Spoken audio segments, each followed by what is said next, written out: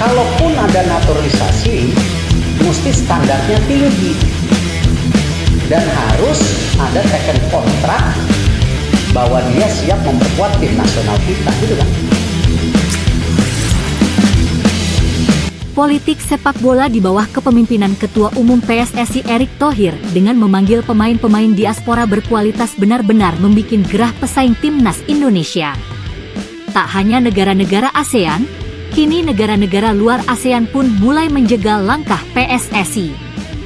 Harus diakui, langkah Indonesia untuk memperkuat timnas dengan memulangkan talenta-talenta muda sepak bola diaspora Indonesia berbuah hasil manis.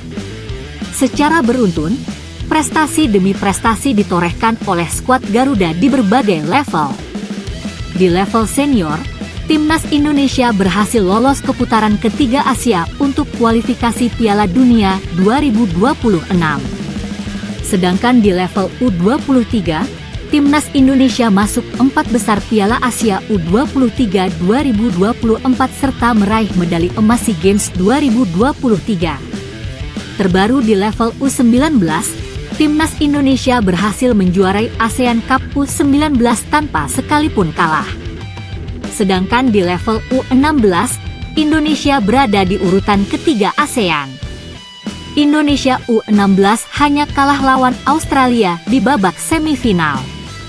Sedangkan di babak penyisihan, anak-anak asuhan Nova Arianto itu melibas Vietnam 5-0. Transformasi timnas Indonesia ini tak urung membuat ngeri tim-tim pesaing. Operasi penjegalan pemain-pemain timnas Indonesia dimulai.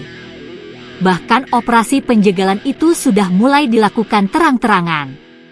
Yang terbaru, tentu saja upaya Australia untuk membajak pemain timnas U16 ke timnas U16 Australia yang disiapkan untuk kualifikasi Piala Asia U16.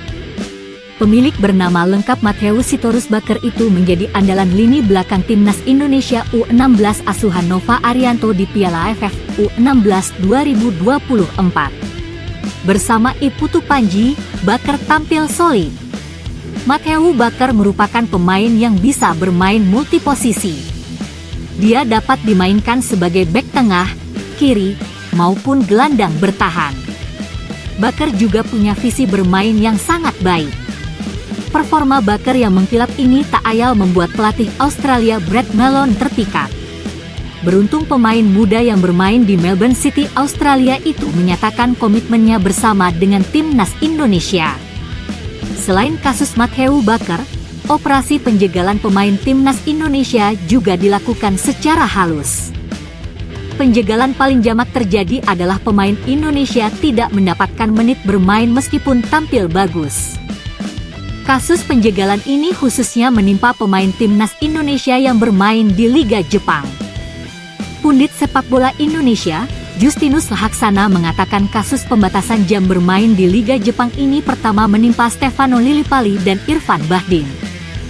Saat bermain di HC Sapporo, dua pemain itu praktis jarang dimainkan di pertandingan utama dan hanya sebagai pelengkap latihan.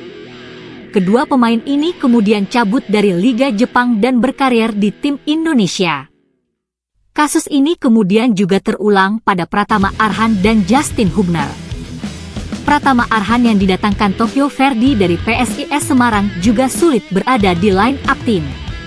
Justin Hubner, pemain yang datang dari Liga Inggris yang lebih baik dari Liga Jepang, juga merasakan hal yang sama seperti Arhan. Coach Justin menyebut kebutuhan Liga Jepang untuk mendatangkan pemain timnas Indonesia hanyalah agar mendapatkan perhatian publik saja. Tak ayal dengan 4 kasus ini, banyak opini liar di luar yang menyebut Jepang membatasi jam main pemain timnas Indonesia agar mereka tidak berkembang skillnya. Dengan tidak berkembang, secara otomatis timnas Indonesia akan melemah. Langkah Jepang ini naga-naganya juga akan ditiru oleh tim Belanda.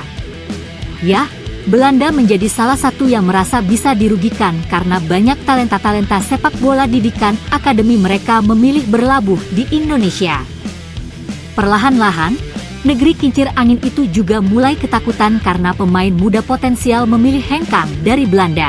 Melihat penjegalan yang mulai dilakukan oleh pesaing-pesaing Indonesia ini, tentu harus menjadi lampu peringatan bagi PSSI.